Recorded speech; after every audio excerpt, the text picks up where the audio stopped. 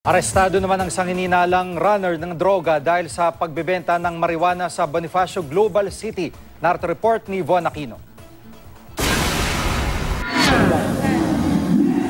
Dahil sa isang informant, nabilhan ng marijuana ang umano'y runner na ito sa parking lot ng isang bar sa BGC Taguig City alas 11 kagabi. Ayon sa Taguig Police Station Anti-Illegal Drugs, sa pamamagitan ng text message, ipinakilala ng informant sa police exposure buyer ang suspect na si Argeline Ingaram. Pagdating sa parking lot ng bar, dito na sila nagkapalitan ng marijuana at pera. Matapos ang palitan ng pera at marijuana, agad inaresto ang suspect. Meron silang transaction ng text, then magmi-meet up, tsaka na lang ipapasa yung kanilang mga items. Nakuha kay Ingaram ang 500 pisong halaga ng marijuana, pero ang in-order daw nilang 8,000 pisong halaga ng ecstasy, hindi raw dala ng suspect. Hindi nga lang niya na-provide kasi mukhang nagiging na yung mga ecstasy eh.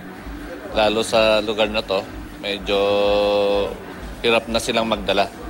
Siguro inisip ni yung target natin na yung marijuana ay mas madaling ipasok. Inamin naman ng suspect na siyang nag-abot ng marijuana pero itinanggi niyang siyang nagbebenta nito. Ipinaabot lang daw sa kanya ng isang kaibigan. Ano lang nabili sa'yo? Hindi po marijuana. Napag-utusan lang po.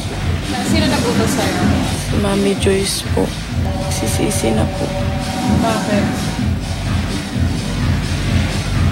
Hindi ko po akalain na mapupunta sa ganito.